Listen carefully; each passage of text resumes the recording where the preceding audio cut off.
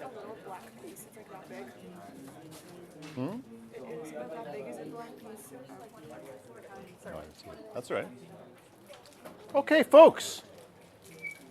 Today, we are looking at evaluating logarithms, which we got a flavor of in the previous lesson, but I really want to nail it down. By the end of this lesson and by the end of this homework, in theory, you should be like, okay, I know how to do logs now. That's what we're trying to accomplish is, what do we really do to calculate logs? And it's new, but I will not pretend for a second that it's particularly difficult what we have to accomplish. We just have to look at the numbers we already have seen before in another way around. That's what logs are all about. So, evaluating logs.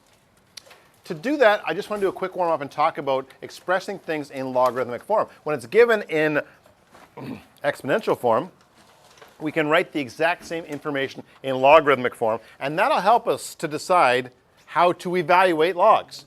I understand you got your calculator there. I get that. Could all really relate on team captains? Please make your way to the attendance office or by meeting at this time. Our team captains are Ian Stanley, Georgia Almeida, Emma Marion, Babika Sindhu, Maddie Chap, Manmarie Chakar, Nia Grace, Kia Hughes, Vita Kumar, Tatiana Reed, Mr. O'Sullivan, Steve Lees, Megan Gribbon, Carson Zadi, Leah Hergott, Sandy Nara, Jessica Katerina, Hayden Holmes, and Miss Hines. If you are aware that your team captain is absent today, please come up as an alternate. If we have multiple alternates, I will send the others back on your team. The meeting will take about 10 minutes. If you did sign up individually, you'll receive an email today with information about tomorrow's event. If you would like to join a team, so if you're already a participant but would like to join a team, please see Mr. Keeley on your lunch in student services. If you are a teacher, team captain, and unable to meet this meeting as you are in class, I will reach out to you this afternoon with your information package. Thank you. So this is a pretty standard situation and shouldn't blow anyone away. 5 squared is 25. But to write in logarithmic form, we've got to understand where the numbers go in log form. So let me just tell you a few things about what's going on. The base in this question is 5. That's key to all this. Because when we go to write it in logs, we're going to like log base 5. And it goes down at the base. It's called a subscript, but it goes down at the base, so that fits with what we're talking about here. But then the other positions are new and weird. Because when we say a logarithm, we go log base 5 of something. That is, the 5 is going to have an exponent on it and give some answer. Well, that answer is over here now, 25. Okay? That's one way for me to explain what's about to come up on the screen. The other way is with inverses. Inverses is the much more powerful way to do this. If you think of base 5 over here, 5 to the exponent of, and it moves over with the 25, it becomes log base 5, inverses. Okay? So when it's written down like this, log base 5 of 25 equals 2, you inverse thinking people will think this is the left and right is sort of reversed here. Because you'll think, oh, move base 5 over here and make it log base 5. So this is written as if the word explanation. What's the base? 5. What's the answer? 25. And that equals 2. Okay? And if that's weird, absolutely. The same way square root was weird the first time you saw it. You might not even remember the first time a teacher wrote the little check mark thing over it and you're like, what is going on here? You found out it was pretty easy though. It's pretty simple what was happening. It was just the inverse of an unknown base with a known exponent. This is the other way around. We'll do one more and then I'll jump ahead, okay? 4 to the negative 3 is 1 over 64. I know this is true because 4 to the power 3 is 4 times 4 times 4, which is 64. But this is negative power, which means I'm dividing by 4 3 times. So it's in the denominator, 1 over 4 to the power 3. So let me do it in words again. The base in this question is 4. So if I'm trying to write it with a log, I'd go log base 4. What does it become? 1 over 64. So this, when I write it, it's going to be log base 4 of 1 over 64. What is the answer to that? Negative 3. We have all the answers here, and that makes it a little weird to look at because we already got the numbers already in place. You inverse function people, hey, this is the powerful way to do it. Inverse function people will be very quick at these. They'll go, hey, if you got base 4 over here, if I move it over there, it becomes log base 4. That's the inverses. The way the PowerPoint writes it is they write the log base 4, 1 over 64 on the left, when really on the right is better. If you're doing it with inverse thinking. If you're just doing it in words, you don't really care. Well, here's what that all leads us to. It leads us to a method of solving logs. And for now, I encourage you not to touch the log button on your calculator when they come out nicely. It's more important to get to know what's going on here. So when they give you one like this, log base 3 of 27, here's what you're trying to accomplish. You know the base is 3, but you don't know the exponent. 3 to the something gives 27. Notice, I didn't say don't use your calculator. You can use your calculator, but don't touch the log button. So here's you typing it in your calculator. I'm going to say it out loud. I've got a calculator in my hand. I just start with 1. You probably won't start with 1. You might even know the answer just by looking at it. But if you had to, you'd go, okay, 3 to the exponent 1. That's 3. The answer is not 1. I need it to come out to 27. 3 to the exponent 2. 9. Getting better, and you might already know what the answer is going to be. 3 to the exponent 3. 3 to the exponent 3 is 27. The answer here is 3. Now, I promise I'm up to something by torturing you with these and making you go, don't touch the log button. You got your log button to check, and if you don't have a fancy log button, if you got a regular log button, don't worry, I'm going to explain all that coming up soon. Here's what you think, though, when you want to do these. What exponent must I apply to 3 to get 27? And it's okay to trial and error them. We memorized multiplication tables. We didn't memorize exponents like this, powers. So it's okay to trial and error them with your calculator. Let's try another one. Yeah. Log base 5 of 125. Let's ignore the fraction for just a second. I see that it's a fraction and that can freak you out. I go to my calculator and I go, okay, well, what's 5 times 5? What's 5 squared? 25. Okay. How about 5 cubed? 125. I've got the 125. How do I make an exponent that moves things down to the denominator? Makes it into divide instead of multiply. It just has to be negative. Okay, and that was probably very mysterious in grade 11. But as time has gone by and we've developed through this, it could be that's like, oh, I'm starting to get that now. If positive exponents meant multiply, negative exponent means divide. So all I got to do in this question is go, okay, 5 to the something is 125. I decided that was 3. I'm looking for negative 3. And of course, you have your calculator to double check these after you're done. Just, I encourage you, don't grab the log button right away because that'll take away a lot of the learning. What I don't understand is because in the original equation it's 5 exponent of x equals y, and you change it into log form. Because I'm not trying to actually say what the inverse function is here. I'm using it with numbers here, not the inverse function. So it is still true that the 5 to the power of its inverse function is log base 5. That is still true if I was just trying to talk about what are the functions involved here. But since I have specific numbers, they don't move quite the way you think they're going to move because I'm actually trying to find the numbers. I know what you're saying. Yeah. Okay. More, how do I? It's only 5 slides, right? We're already on slide 2. Short lesson today. But there's some crazy stuff coming. And by crazy, I don't mean like difficult. It'll be new and weird, and I'll have to do a bunch of examples to try and show off what's happening. Anyways, log base 2 of negative 4. What exponent do you put on 2 to get a negative? Can't happen.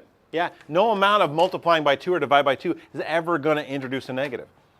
So this will remind you of square roots. And of course, we've talked about that square root negatives, there might be more to the story. But there's not more to the story in high school. Yeah? We end here and go, you can't go 2 to the something and end up with a negative. You can get fractions, but you can't end up and get a negative out of that. There aren't any exponents that go on 2 to get negative 4. Yeah, okay, so now this is a problem. Because in grade 11, you dealt with cube roots and getting them back to exponents, but it might have slipped your memory a little bit because it might be one of those things that you crammed in. You know when you cram some math in, you spit it out in the test, No intention of remembering it whatsoever. Yes? And then this appears, and now we need it. So you need a little bit of help here about how to get cube root of 25 over to a exponent. Does anyone remember how you get cube root and write it as an exponent instead? 1 over 3. Now, that's interesting that he remembers it. I don't know if he remembers from grade 11. Maybe it ought to came up in the homework here. But that's the move, is that when you see cube out there, the number in the radical is the denominator. The number of the exponent, which there isn't one here yet, is the numerator. So the first move is called that 1/3. Okay? If that is slipped back to the recesses of your brain, it's back. You better get that stuff brushed right up because they love torturing you with that in the homework. It matters that we can switch from a radical to an exponent. Big applications in calculus. There's sometimes like, oh, the radical's going to be better here. Oh no, the exponent's going to be better here. Thank you. Did you hear what she said? Was it you? Completely unhelpful. You'll do that and you go, well, that's great, but this is a 25. It's not base 5. Tell me about 25. 25 can be put right with base 5. That's what you'll find a lot of homework today is. Like if that was a 26, we're done. We're out. Calculator only. Yes? But because it's a 25, we got a chance. How can 25 be expressed using an exponent? 5 squared, okay? And so we did some of that common base stuff in grade 11, so this might ring a bell a little bit. We write it as 5 squared. It gets better. We can combine these two exponents. Now I'm reaching back and grabbing exponent laws from grade 9. What do you do when you've got exponent to another exponent? What happens to the two exponents? They multiply, okay? So a lot of stuff coming together here. The whole idea of logs, let's go back to here, of how to evaluate a log. Yeah, it's a little bit different thinking, but it's all in that thought bubble there. Yeah, the scream again. Log base 5, 5 to the 2/3. I say this is the easiest question now today, but you're not going to believe me until I show you a bunch of other stuff. Okay? Take a break from the PowerPoint and show you some other stuff. Let's imagine I went to visit a grade, what would be the right class? Grade 4. They've now learned multiplication. They might have even learned a little bit of stacked multiplication. That is, if I gave them 43 times 7, they might be able to do it. Take a little while. They'd work it out, carry the number over, all that whole process. And I went in with you. You came along for like a field trip, a math field trip. Okay? So I'm teaching this grade 4 class. You're sitting in the stands out, outside a two-way mirror on this side of the class, watching, going, okay, let's see what Mr. Todd does today. And I look at you and I go, watch this. And I say to them, 45, do this in your head. Don't put your calculators away. Yeah, put your calculators away. Do this in your head. 45 times 23, and their eyes would get real wide like, you want us to do that in their head? They might even pack it in at that point and go, this guy's a nut. And then I'd go 45 times 23, and I'd go divide it by 23, and I'd say, do that in your head. And they wouldn't be able to do it. Well, okay, I shouldn't say that. There might be somebody that sees what's going on and gets it worked out, yes? But you're supposed to know the answer without even thinking about it, without doing any calculations, no calculator. You shouldn't have to reach for your calculator in this situation. What's the answer? 45. If you multiply by 23 and divide by 23, those things cancel. There's more to tell you about. If I instead went back to a grade 2 class and we kept our trip going and said, okay, I want you to do this in your head, and you already know what's coming. And I went, okay, do this in your head. 732 plus 989, subtract 989. They'd be like, you're nuts. No one's doing that in their head. They would say that out loud. No one's doing it in their head. Well, again, there might be one or two that see what's happening and would grab the answer, but I'd look at you and you'd be sitting there whispering to each other. You'd know what the answer is. Adding 989 and subtracting 989 Those are inverses. Those cancel. I'll do one more before going back to ours. I now go to, when do we first learn square roots? Grade 8, maybe it's grade 7. We continue our journey. And I go, watch this. And I put this up. I said, do this square root in your head. And they're like, well, put your calculators away. And I go, square root of 532 squared.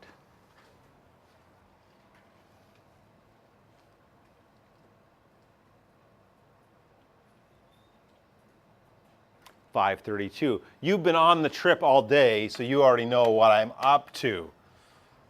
Square root and squared cancel. Okay? Back to the PowerPoint.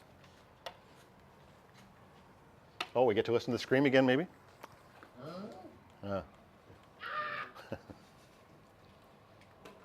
Log base 5 and 5 to the exponent cancel. Those are inverse operation. The answer here is 2/3. I can explain it. Let's say I didn't know that. And so you started writing something down to help yourself. You go, okay, I don't know how this works. So you wrote down, I got to do 5 to the something. This is really going to help some of you, by the way, and you're going to forget everything I just said the last few minutes. This question says, do 5 to the something.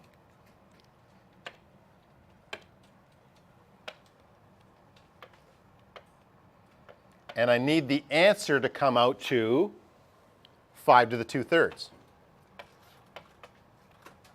What something can you put on 5 and end up with 5 to the 2/3? It's so ridiculously easy, it's difficult.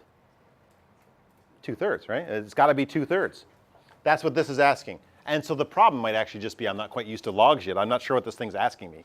It's asking you to put something exponent on 5, and your answer should be 5 to the 2/3. Oh, it becomes like a duh question, like, well, okay, obviously. But if you can't read the notation, that's why I don't want you to type in your calculator. If you type in your calculator all night, you won't get used to what is the notation telling me. Well, that's the hardest question of the day or the easiest, by far. Easily. So common logs. Now listen. The base normally used. If we don't know what base to use, we use base 10. And there's a reason for that.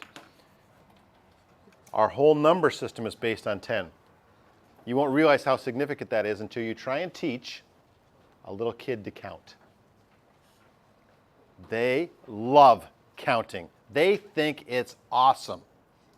1, 2, 3, 4, 5 with its weird shape, 6 sort of curved like this, 7 back to straight lines, 8 with the 2 circles, it's so cool. 9 looks like a 6 sort of. They're excited.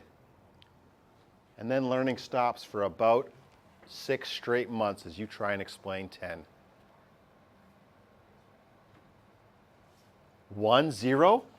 How do we go from 9 to 2 digits? And why is one of them 0? You know all about it, but it took years, friends, to nail this down. Tens, hundreds, thousands. Our system is based on tens. Why do you think that humans decided on 10 for a base? We suspect it's because of the number of fingers. You could count a lot of stuff like just with your fingers by going, okay, 1, 2, 3, 4, 5, 6, 7, 8, 9, 10. Then hold down one of these and go 11, 12, 13. You know, you could keep track of a lot of stuff with just your fingers as long as it was base 10. If they had to use base 4, things would have got messy. Base 4 looks like this. 1, 2, 3, 1, 0, 1, 1, 1, 2. You're like, what just happened? Yeah, their bases are weird. Binary is the one you might have heard of before, because binary only is base 2. Binary goes like this. 1, 1, 0, 1, 1. 1, 0, 0, because there's only zeros and ones available. I teach binary today. I just want to tell you, base 10 is a human creation. If aliens come from another solar system and show up and they happen to have 4 digits on each hand, they'll be using base 8, and we'll have to do a lot of talking to figure out what the heck is going on. Yeah? No, we won't. We're not going to talk to them. We have it. Yes, that's true. The high school people will have trouble talking to them, but octo's out there. We use it for things all the time.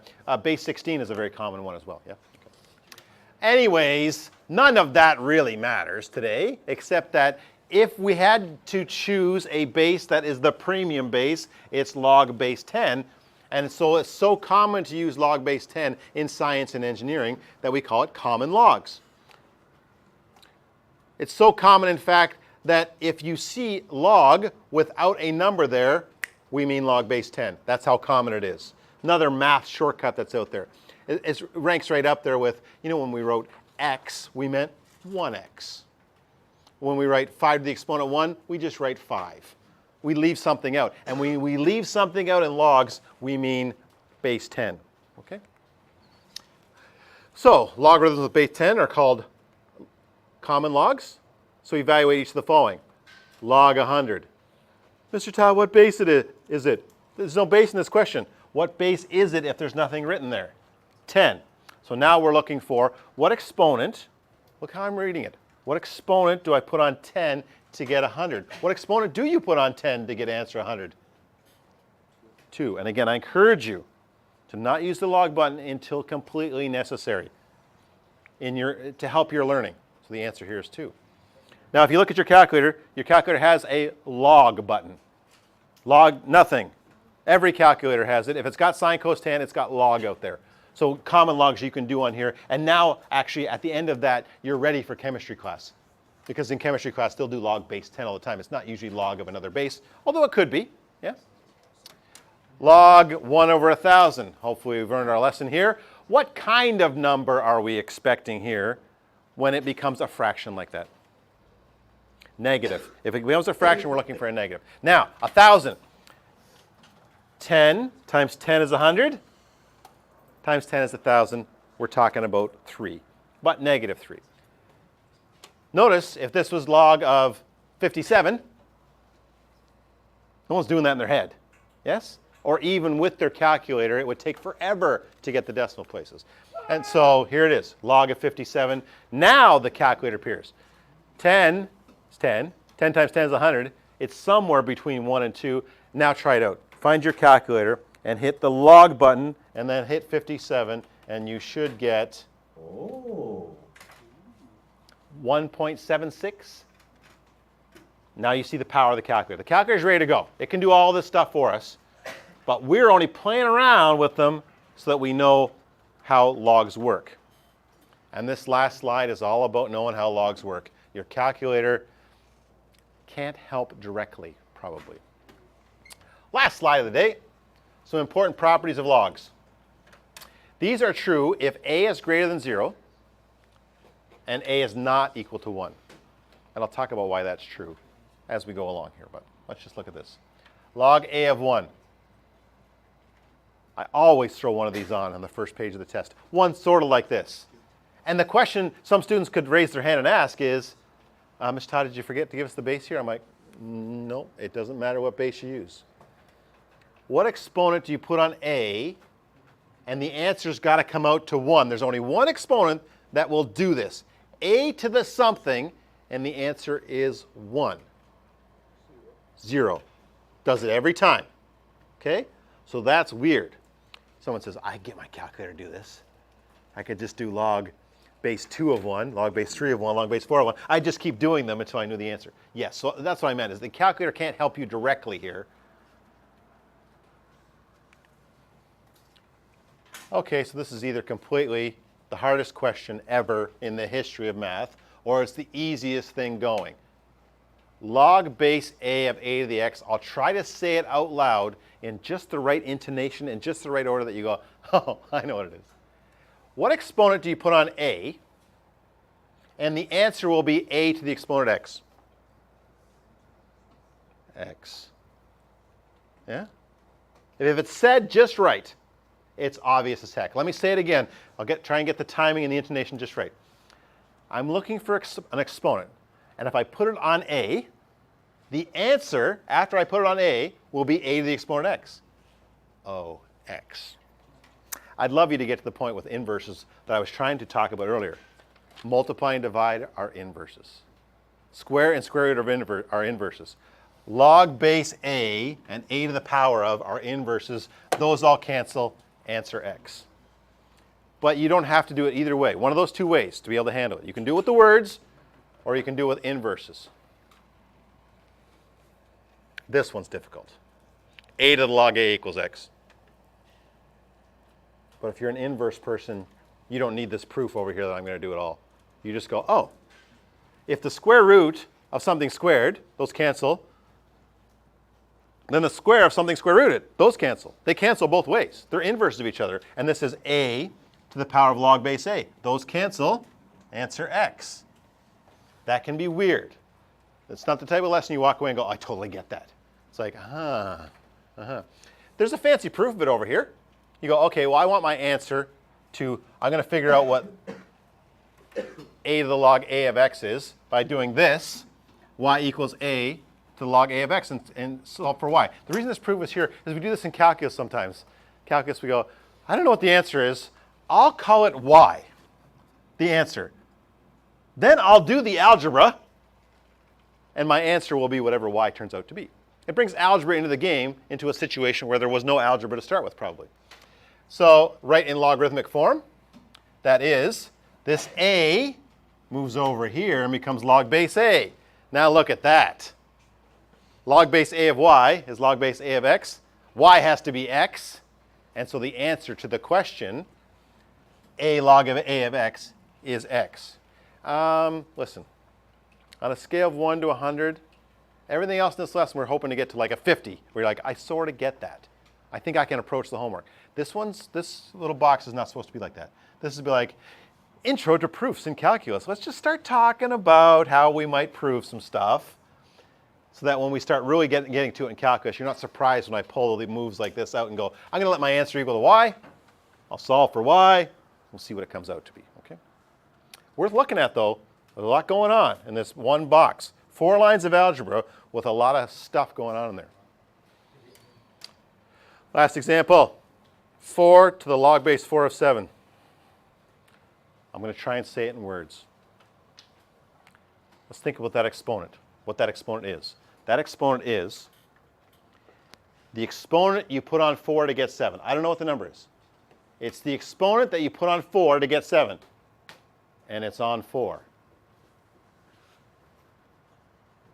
It slides by it, doesn't it? As I'm saying it, it's like, I had it. Now I don't get it. I don't think I can explain it to anyone, but I think I know what the answer is. Say it one more time. That exponent is the exponent you put on 4 to get 7. And it's on 4. Answer 7. You can type that into a calculator, yes. But I think that deserves some attention as far as, I don't know, you just write that down when you're on the bus or getting driven somewhere today, you just stare at it for a while and go, can I get this? I need to tell you, this is the exact same as square root of 72 squared.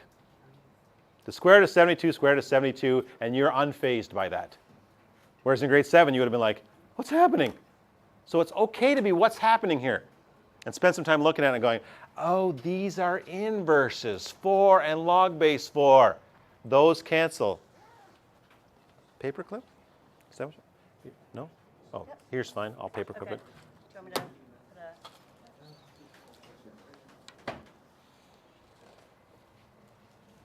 a... Just the one version. You just went with the, I think that's wise, yeah. But I pause for questions because someone might have a beaut in all this, depending on how you see all this. Yeah. Why can A not be negative? I give 2 answers.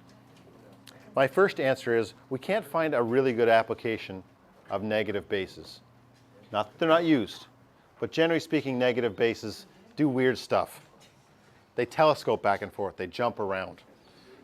We can find specific applications, but most times you're not going to run into a word problem. It's like, oh, the base has to be negative here. That really doesn't come up very often. I only say that because someone was doing their AP Calculus project today, and the thing they were doing happened to have negative bases. But it's so rare that we leave it out. The other thing that happens is these rules don't really work out the way you want them to be when that base is negative. Because of the nature of putting an exponent on negative, the answer can jump back and forth between positive and negatives these rules don't work out the same. You can make up new rules, but they don't work when the a's are negatives. A equals 1. When you use 1 as a base, nothing happens. 1 to the something, it's always 1. So that you don't need a set of rules for that situation. So that's why we leave A equals 1 out. Other questions? Boy, I know I say this again and again, don't I? It's like every second day I'm like, you gotta do this homework. It is so true here. The people who do this homework at the end of the day are like, I totally get logs. I get it now. People who don't do the homework are gonna be like fumbling around with this stuff, not even be able to do the easiest question, relying on their calculator, and then when stuff like this comes along, they will have no chance whatsoever. Do you have to memorize them? I'll say this about all these types of formulas. She's asking, should I memorize these? Here's the way I always approached it. In the first 2/3 of a chapter, I would refuse to memorize anything. I would try to understand and be able to reproduce these things myself. In the last third of a chapter, with the test looming, or the midterm looming, or the final looming, you're going to have to make a trade and just memorize some stuff and get that stuff in your brain ready to rock and roll. So there's a trade that has to be made. Know that it's sort of going to the dark side when you start memorizing everything. You're like, now I hope I know what to do with it. When you understand it, you're in better shape. So for now, write on a sheet of paper, flip it over when you have to. Sort of your semi-log toolbox here, and see how much of it you can just get built into your brain. Other questions?